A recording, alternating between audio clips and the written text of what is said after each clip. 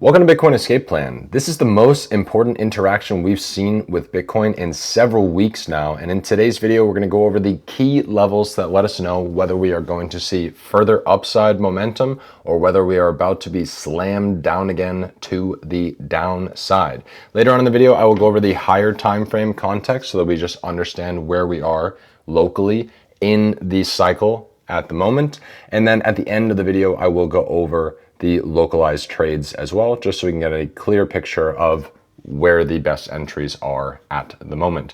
If you are enjoying the content, let YouTube know with a like. If you have any insights or questions about the market, feel free to leave a comment down below. And if you are brand new to the channel, you can check out bitcoinescapeplan.com, where every Monday I release an in-depth newsletter that breaks down the price alongside the YouTube videos that I release every Sunday, Monday, Wednesday, and Friday. BitcoinEscapePlan.com, or subscribe right here on YouTube. Let's get into the chart. 4 hours, let's take a look at it. So locally speaking, on Thursday, the 2nd of April, we hit this blue trend line. This blue trend line is drawn from the 59.9K bottom over in February. I have had to move it a couple times. It is not 1000% accurate at the moment. As you can see, we broke it, so technically I should pull it down here, but these candle closes are telling me more than the wicks are, so currently that's where I'm leaving it, as well as this downtrend as well. That is from the first time that we touched 72K. After that break there, also super important, just for us to kind of understand the confluence between both the uptrend and the downtrend. So we saw a reaction to that. The price held fairly strong there. Definitely did not want to see a break there, but it is acceptable. And basically, I'll go over this more in the higher time frame later, but basically what we're waiting to see is a convergence of both the proper downtrend from the 126 all-time high, as well as these local ones, which should happen around April 23rd, April 24th. And at that point, we will know moving forward, do we have more bullish momentum or are we pushing to the downside? Very important. Again, we'll go over that a little bit later. So locally speaking, the most important things that we have to look at, as always, and I go over this in my courses, which I'll put up in the top right-hand corner. This is the middle band of the Elder VWAP. This is the bottom band of the downtrend anchor VWAP. Now, these are the same tools. You can find them over here in your forecasting tool. You just drop it onto a candle and it'll tell you the momentum from that candle. This one again is from the 126 all-time high. So this guy and this guy are related. And essentially how it functions is once we have an interaction with one band, either the price remains magnetized to it for a long period of time, or it has to start trending away from that band. Now, in a best case scenario, we would trend back towards the middle band for the downtrend, which is up here at 83.8K-ish, 83.9, which has been the general thesis of the channel for a while, that if we were going to see strength here, we would trend towards there. As you can see, we did not see strength there. That's what I talked about in Friday's video, is we wanted to see, did not mean to press that, we wanted to see continued strength through that, which I mentioned on Wednesday's video. That did not happen. And now we're waiting to see another interaction with it. Can we break back above it or do we fail it again? Again, this is going to tell us very clearly whether we actually get that lower high set in April or whether we have actually already seen that. And it may very well be this one here in March. You know, that's the reality that we have to face in the cycle, which will be more present again in the higher time frame later on, but we're just pulled to the left quite a bit in this cycle. The volatility is happening quicker. It's not more volatile, certainly not more than 2018 was a 72% drop by this time, whereas we had about a 50% drop at this time, 52, which is just not nearly as dramatic as that. So we're stuck between this middle band of the Elder VWAP, which this one is drawn from 2011 to now. So this basically tells us what the price wants in terms of upward momentum moving forward.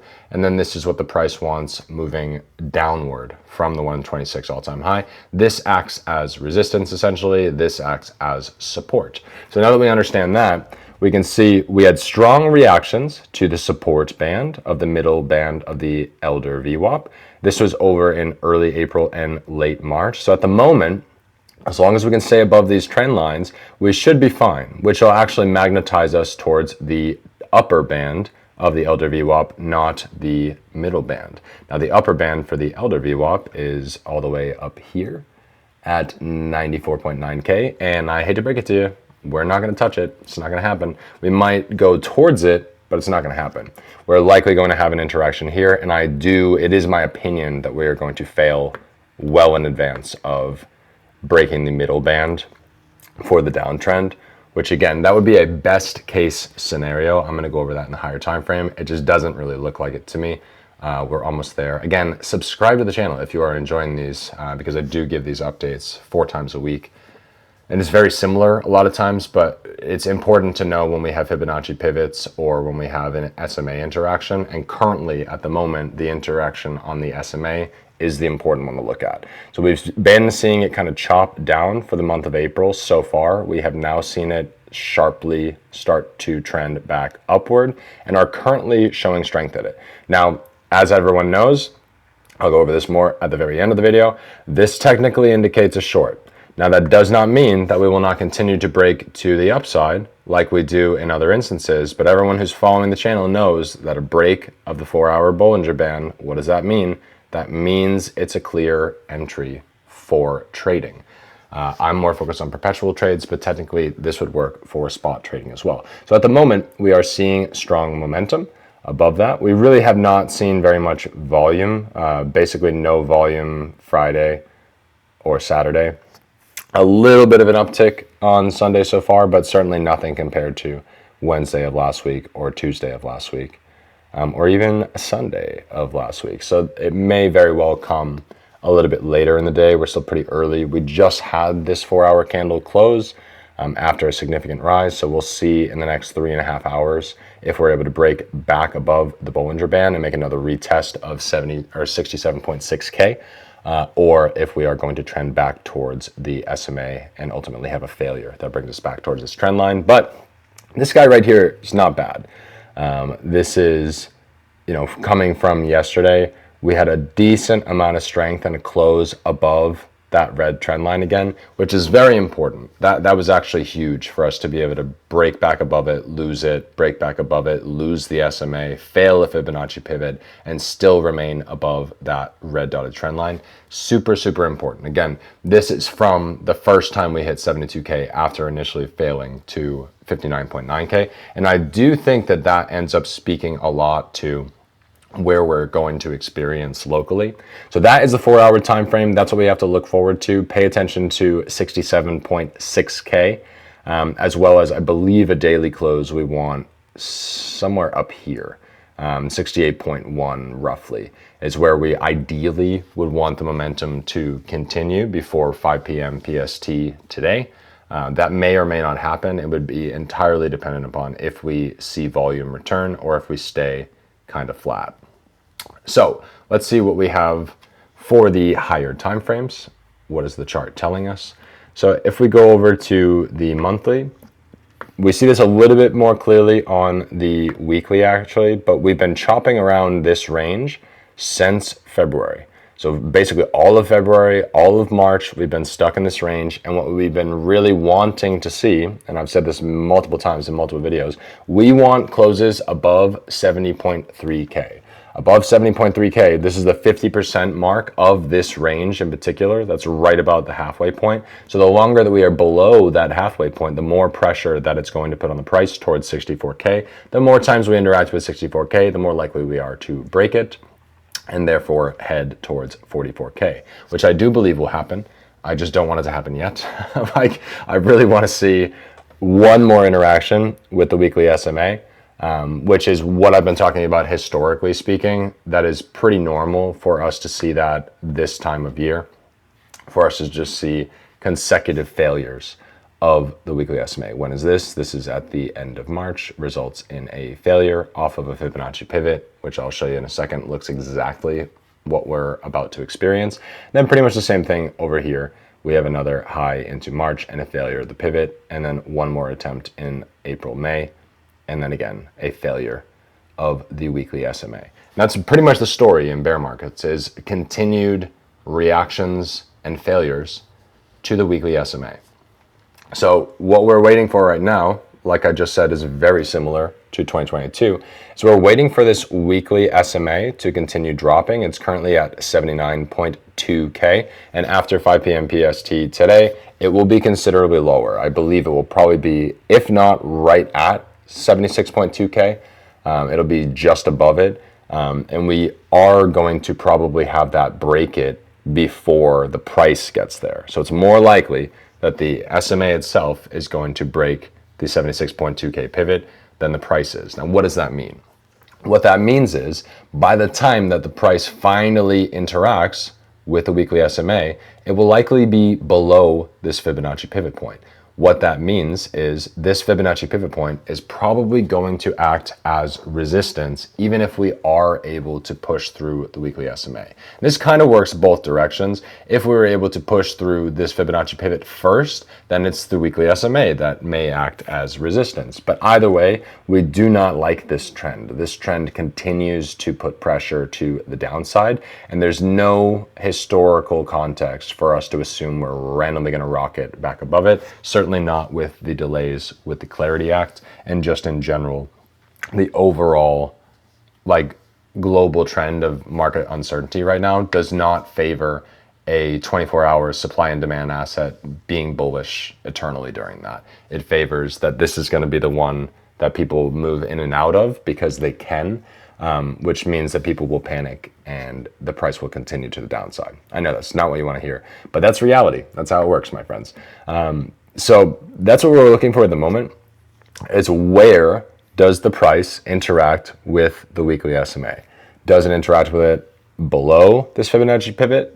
Is it able to shoot up above it right before? I don't see that happening. There would have to be some news released today that magically does that. But what I'm expecting is more like this, where the weekly SMA continues to drop down. We have an interaction with the Fibonacci pivot.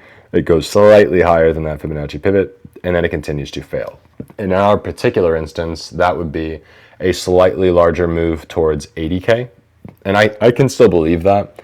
Say the weekly SMA is down here at 75K by the time we interact with it and we get good momentum interacting with it. No reason why we can't punch above. And then I would just assume that we're going to fail on the 80K pivot. I originally, in older videos, was hoping we would get an interaction with 96. It looks like we already had it though. Increasingly, that's what I believe happened in January, is we had our first reattempt at it all the way back in November, which again is so far left translated to what we are used to seeing in the cycle by about 2 months. And that was our failure there. So all we're waiting for now is to see where is the next failure of the weekly SMA, and is this being regarded as a failure of the weekly SMA already, which is pretty important for us to understand, because that's going to be the difference between us trending upwards right now or just continuing to trend downwards. And most of that, again, is going to be determined by that 4-hour time frame, where we see, how does the price interact with the bottom band right here, which again is at currently 68.6, 68.7. If we have a negative reaction to that, it's going to magnetize the price back down towards this guy, and we're just going to stay in that range until one of them breaks. So on the higher time frames, we really would like to be above 70.3. At the moment, it's not really looking like that. The high of this week so far is only at 69.2, 69.3. So it's not really speaking to upside momentum at the moment. Now that's just for this week. This could potentially be regarded as consolidation instead of just general weakness. Now obviously this is quote unquote bullish compared to 2 weeks of dropping. But as far as I'm aware, there isn't really anything that's changed narrative-wise in terms of the news or liquidity or anything like that. So there's nothing really that's going to magically happen that's going to pull us higher, unless some significant news happens in the Middle East. And it's Easter today. Happy Easter, by the way. So probably not going to be super crazy today, which will result in, I would imagine, some downside pressure going into the week next week. So now that we understand the context of the higher time frames, let's take a look at the local trades on both the 4-hour and the daily. So at the moment, we got longs primarily from the end of March. We got another one in early April. We have not formed one yet, but as you can see here, we are compressing pretty tightly on the Bollinger Bands. And what does that mean, class? That means we're going to see a breakout very soon, one side or the other. Currently, it is favoring the upside. We are in a slight uptrend. I emphasize slight. That's not really bullish. It's just slightly above consolidation.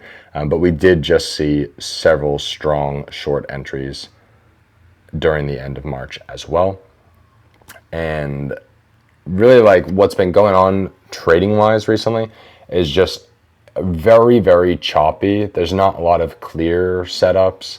I really think that the clearest setup, like I said, is going to be closer to over here. April 23rd, April 24th is going to be when we have like significant enough information to know, okay, should I be long or should I be short right now? We're going to get more information about then, and you pretty much just need to preserve your capital between now and then. You certainly can be trading other assets if you want. You know, like stocks are starting to breathe again a little bit. I think no one is going to be upset with holding gold for the next couple of years, personally. And Bitcoin, the reality is, you know, for anyone who is newer to trading with Bitcoin, seasonality is super important, and we are in a bear market season, period, which means that it's going to continue to trend down lower. You know, I didn't really talk about it that much in this video, but typically, you know, what I would expect is that we're going to move down towards here, somewhere between 34 to 39K. That's what I would expect. You know, I'm not really going to delve too much into that because it's still pretty far away.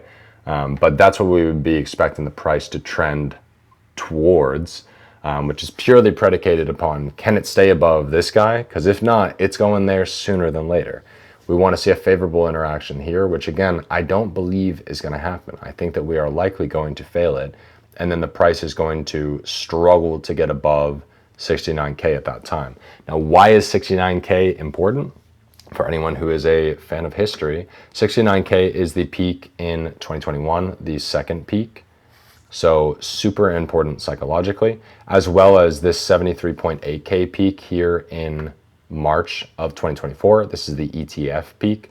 Those two ranges, or rather the range between those 2 points, is either going to form as resistance or support. And at the moment, in this part of the cycle, it is more likely that they are going to form as resistance, which is going to put pressure on the price to the downside. And again, you know, once we have these tokenized assets, once you're able to trade NVIDIA 24/7 on the stock market because of, you know, what, I don't know whether it's they're tokenizing it on Solana or XIP or whatever, it doesn't really matter.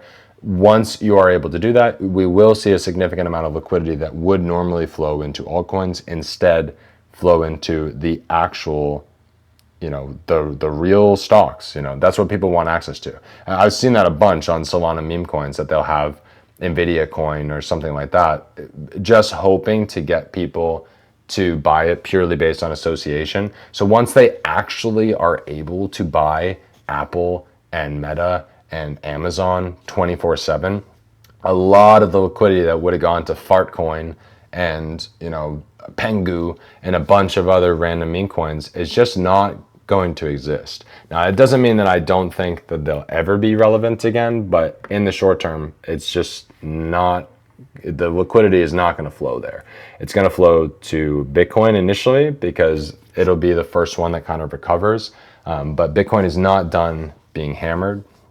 And I would think, again, I would be hesitant to be super bearish at the moment.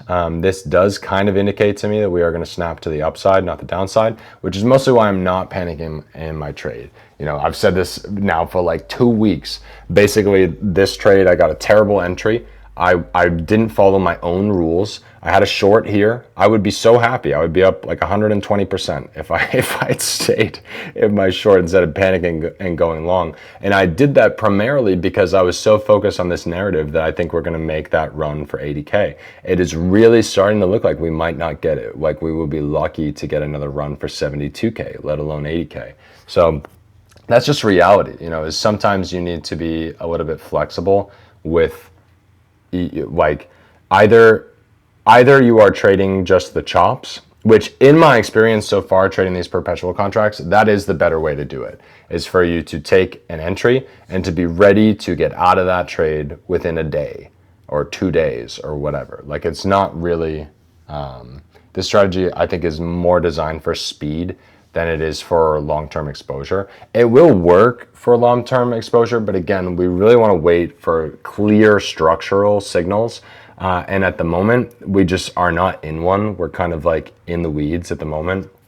And that will be the case, I believe, like I said, until April 23rd, April 24th. And then we'll have more confirmation on the higher term trend. Whereas the short term, we're probably just going to continue to chop.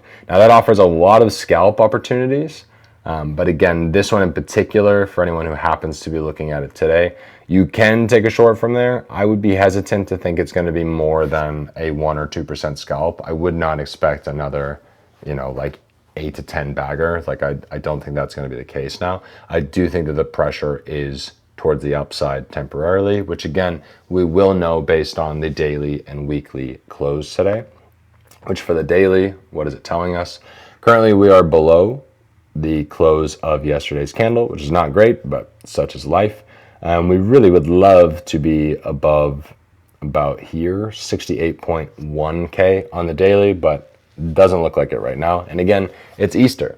So more people are focused on chocolate bunnies and spending time with their family at brunch, drinking mimosas right now than they are, pumping the Bitcoin bags. Probably not going to happen. That's going to result in short-term pressure to the downside, I would imagine, going into this week, especially when you're looking at the daily SMA. That is pretty aggressively sloped downward. Now, that may give us the opportunity to hit it and keep roaring above, but at the moment, nothing is really going well for Bitcoin. And as far as I'm aware, again, there's no immediate narrative changes that are going to flip that. So me personally, what I am looking for is I'm looking for a little bit of strength breaking this range. Ideally, I would like to see price back above 69K. If price is back above 69K, I will probably add a couple contracts just to reduce my cost basis so that I can get out at that next 72K failure. So this is kind of thing is like on the higher time frame, like I explained earlier in the video, I can believe that we would go as high as 80K. However, I gotta be realistic about what the chart is telling me, and the chart's not currently telling me that. The chart is currently telling me that we want 64K, not that we want 80K. And that's just reality. You have to be able to marry both your long-term position. Like I'm not touching any of my Bitcoin. My spot Bitcoin stack is fine during all this. I am not stressed about it. I'm just leaving it. And I will continue to buy more later on in the year. I am still of the opinion that if you are buying spot at these levels, then you need to be prepared to be in loss for the next 2 years. Now, I know that you don't want to hear that, especially if you're like someone who doesn't have a ton of extra money. You have to really think about why you are holding this asset. This is not financial advice, but if you are holding it because you believe in what it will be long term, then these are excellent prices. If you're holding it because you need that money to accrue in value in the next year or two, then you would be better off waiting. You are going to get more Bitcoin for your money once we break down below these levels, which I still have every reason to believe that we will. Especially as we get closer to the finalization of the Clarity Act in July. As far as I'm aware, how that is going to work is the banks right now are fighting to remove the stablecoin yield so that the crypto companies do not have an edge over the banks. Now, the banks continue to get slapped with crazy fines for manipulating the commodity markets. So there's really no reason for me to assume that they're not manipulating the crypto market, which is dramatically smaller. Now, that doesn't mean it's a bad thing. It just means that you have to factor that in when you are increasing your own exposure to it.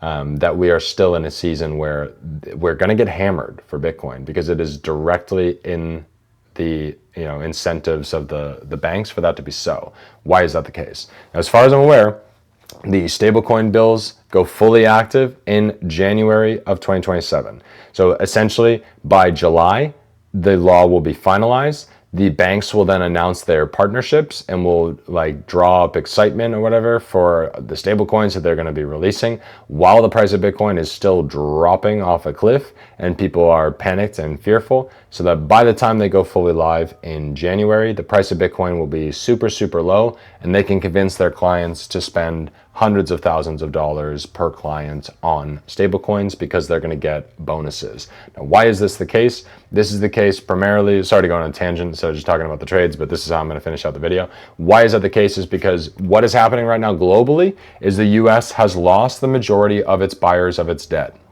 Japan is reducing its exposure to U.S. treasuries. China, Russia are reducing their exposure to U.S. treasuries. What that means is there is nobody to pin up the value of the U.S. dollar at the moment, just the military and vibes. That's it. That's all we got going for us. So what the government needs very desperately, what the Fed needs very desperately, is for new buyers of government debt to step in. Otherwise, we've got a massive, massive currency collapse on our hands, which obviously the people in power do not want, because then we will riot, and they do not like when we riot. That's why we're stirring up a bunch of craziness, just to keep the markets in a riot. Because also, fun fact, that's how oligarchs make money versus how socialists make money. Welcome to Bitcoin Escape Plan, where sometimes I talk about socioeconomic factors. Anyways, that's what we're looking for at the moment, is when that faucet shifts, and when the banks essentially have become the proxy buyers of US debt, vis-a-vis their customers are the actual buyers of US debt, and the banks are just the ones that have to buy it one-to-one. So if I'm a customer of JP Morgan Chase and they're going to give me 10,000, bonus stablecoin points if I transfer $100,000 or $1 million into them, I'm going to do that. I'm going to shift the money that I have in high interest savings into stablecoins, and I'm going to take that little bonus, and then I'm going to go put a down payment on a house, or I'm going to go buy 24 hours Nvidia stock or whatever. Not all of that money is going to flow directly into Bitcoin and altcoins like it historically has in the past, once they actually open up stablecoins to the traditional markets, which I don't hear anyone else talking about, to be honest with you. That's not a narrative that I hear many people speaking about. I think a lot of people still assume that's going to flow directly into altcoins, and I just don't think that is reality. I can believe it for a few altcoins. I can believe it for Aave. I can believe it for Uniswap. I can believe it for Chainlink. Anything that is actually useful, I can believe it, that it will trend up over the long term. Will it trend up more than Bitcoin? I don't think so. And therefore, why do you need to have access or exposure to an asset that is underperforming Bitcoin? I will never understand the answer to that question. Please leave the answer down below if you know it. Doesn't make sense to me. This is plan A. Plan A is still better than plan B, C, D through Z. So I don't know why you wouldn't just increase your exposure to Bitcoin, but that is globally what is happening. Is the banks are directly incentivized by the Fed and the government to find more customers for US debt by offering they're not going to offer stablecoin yield. They're going to offer bonuses for how much stablecoins you actually spend. Why are they doing that? That means that they have to have more US Treasury bills on their balance sheets, which makes the government happy, which keeps the currency from collapsing. It's very simple, my friends. Like it's not super complicated. This is what happened in the 70s. I was obviously not born in the 70s. My parents were born in 67, so they don't even fucking know about this really. But that's what happened in the 70s when Nixon took us off the gold standard, is essentially everyone who was comfortable with, I'm going to hold US debt because I can go and get a gold bar for it whenever I want. In 71, when he went on television and said that they're suspending the convertibility of the US dollar into gold, what that actually meant was that all of our foreign allies that, wanted to, they had to keep holding their US debt, and they did not have their preferred vehicle for getting out of it, which was gold, which means they had all these dollars and nowhere to do it and nowhere to put it, nothing that they could really do with it other than invest in their own infrastructure. And this is enough time past the post-war movement where they didn't really need it, Then in 74, they opened back up gold for access to U.S. citizens. It was illegal to own gold in the U.S. from 1933 until 1974, and that caused a major spike up of the gold price into 1980. Before then, it was flat until literally 2007. Super important, because we're going to see Bitcoin be a similar vehicle to that. If you go to the website, I do have an article that goes further into depth about this. I don't remember the title, but it's something to do with gold, where I explain it more. And again, if you have any questions about that, I'm happy to go over it a little bit more. But basically, I think Bitcoin is going to be gold 2.0, and they're going to crush it eventually pump it a ton. And then I would imagine sometime in the 2030s, we're going to see a significant failure of the price in a way that we can't really rationalize, like we've never seen it happen before, the same way we had never seen this peak happen in March of 2024. So me personally, that's actually December of 2024 over here in March.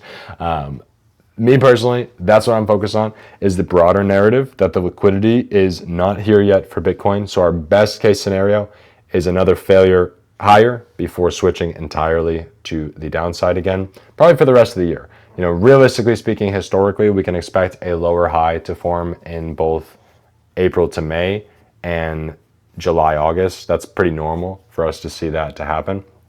And then further downside pressure after that. Pretty simple. Nothing really, magical about it. I know that's not what people want to hear. They want to hear that we're back above 100K tomorrow, but that's not going to happen. We may not be back above 100K until either the end of 2027 or all the way into 2028. So why should you still be focused? Because Bitcoin is best when it is boring. There is nobody on planet Earth that is sad that they bought Bitcoin below 27K. None of those people are sad. None of them are sad. I'm not sad. I'm very happy. That's where most of my cost basis is. I'm not upset about that. We're not currently at that point yet. We are still here. This is where we are. So until we break down to here, pretty much anybody who buys Bitcoin below 50K, I don't think they're going to be upset. I don't see any scenario where that's going to be a bad buy, and you're not going to have to wait as long to be in profit. Anybody who bought down here in August when it went to, it dropped down to under 20, then went to 24. Even if you bought it at 24, you're still talking about maybe a year at most where you're not going to be in profit, which I don't know. I feel like people are too impatient. Like you want the money to go up tomorrow, and like that's not reality, dude. If you're buying something valuable, sometimes there are going to be price swings, and that's a good thing, not a bad thing. That gives you exposure when it counts, when you can actually buy more of the asset. So again, just to give a brief recap, the longer that we are below the 50% mark of this range, the more likely we are to retest 64 than 76.2K. The more times that we interact with 64, the more likely that we are to break it to the downside, which unfortunately at the moment, that is what it looks like is going to happen. So stay focused. I still think that there's a possibility that we see another failure of the weekly SMA before we see that break into 64K. However, again, it's not really looking like that. I will go over this more in tomorrow's video and the newsletter tomorrow, so make sure you are subscribed. You do not want to miss that. That will be where we actually see this weekly SMA touch and probably break through that 76.2K pivot, which is super important. That's going to be the most important thing to happen locally in some time, basically since February. So stay tuned for that. Thank you so much for watching. You guys are the best. I will see you in tomorrow's video.